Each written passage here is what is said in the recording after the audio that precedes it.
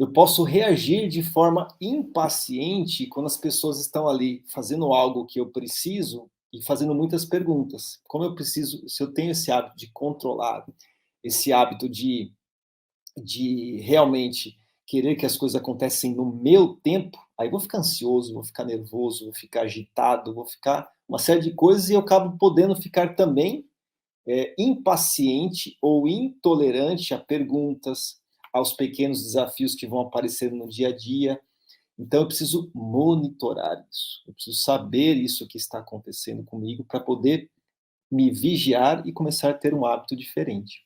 Se eu conseguir monitorar esses hábitos, identificar sempre o que eu penso, a maneira que eu ajo frente a outro e que reajo diante das situações, e conseguir eliminar, né, e mudar esses comportamentos, eu vou estar facilitando e mantendo a paz no meu coração de espírito, né?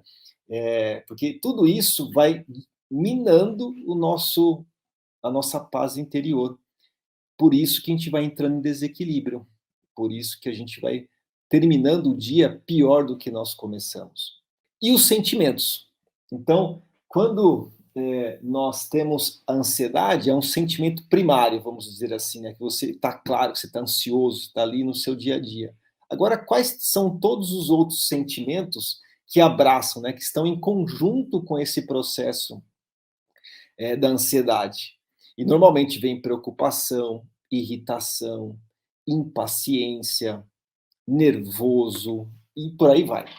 Intolerância, né? Você acaba ficando intolerante e somatiza todo esse processo. Então, eu preciso identificar esses sentimentos para conversar com eles, porque todo sentimento ele é como se fosse uma consolidação da experiência que você vivencia com aquele seu comportamento. Tem uma fala de Bruce Lipton, ou melhor, desculpe, do médico Dr. Joe Dispenza, que eu gosto muito, que é assim, quando você tem pensamentos repetitivos, porque nós repetimos 90% dos mesmos, né, dos pensamentos do dia anterior. É um processo de repetição. Por isso que a gente repete hábito, por isso que a gente tem que criar um novo hábito para esse processo de mudança. Agora, para você criar um novo hábito, você tem que identificar o que você pensa de ruim e da maneira que você se comporta para você mudar esse processo. Então, Joe Dispenza fala assim, ó, as pessoas repetem os mesmos pensamentos. Né? Então, ela tem 90% dos pensamentos do dia anterior. Aí, os mesmos pensamentos geram os mesmos comportamentos. Os mesmos comportamentos geram as mesmas sensações. As mesmas sensações geram as mesmas experiências. Por isso que eu falei aqui de experiências. E aí você começa o mesmo ciclo novamente. Por isso que você fica repetindo padrões. E se você não cuida disso, e você fica no looping do seu dia a dia, você acaba que vai repetindo sem parar e não muda. E aí você, se esses sentimentos estão ali te desequilibrando, você vai desequilibrar o seu corpo e vai entrar numa doença emocional ou uma doença física. Bruce Lipton, agora falando corretamente, já fala muito sobre isso, né? A crença, no livro Biologia da Crença, a crença altera a nossa biologia. Por que altera? Porque tem todo esse processo. Uma crença gera um pensamento, que gera uma experiência, que gera uma sensação e que repete os mesmos comportamentos. Esse é o nosso processo. E aí tem uma diferença aqui entre sentimentos e sensação que eu costumo dizer aqui para os meus alunos. Eu falo assim, ó, no fundo você está somatizando isso no seu corpo, não mudou nada.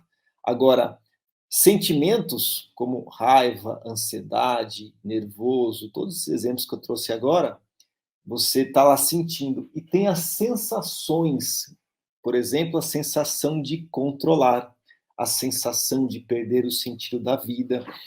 Mas, no fundo, você acaba somatizando da mesma forma no seu corpo.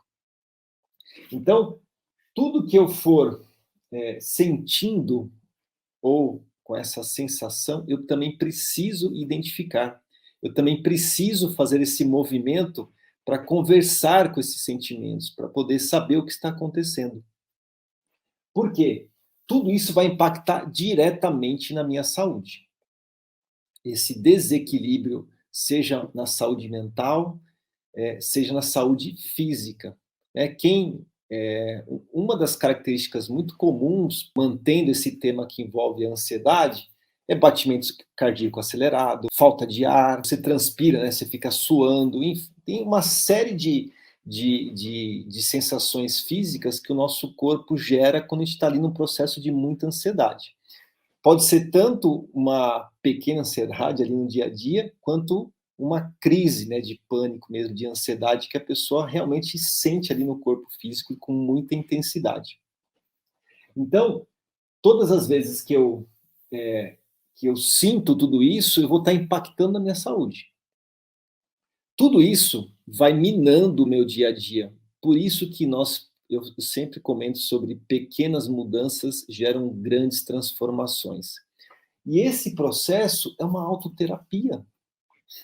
Eu falo para as pessoas que a gente às vezes precisa de ajuda, busca ajuda, eu ajudo muitas pessoas, mas você precisa trazer esse hábito para o seu dia a dia. É o põe casaco, tira casaco, que eu comentei. E tomar consciência, reconhecendo o que você precisa, monitorando os seus hábitos, seja de pensar, agir ou reagir, identificando os sentimentos, já tem muito material para que você começar a ficar atento. É um combo de um único hábito, que é o hábito de atenção. É um hábito de você realmente se olhar, colocar a intenção na atenção, a maneira que você funciona. É esse triângulo aqui: consciência, hábito e sentimentos. Eu preciso monitorar, eu preciso me colocar à disposição de mim mesmo como um ato de amor próprio para iniciar o meu processo de transformação.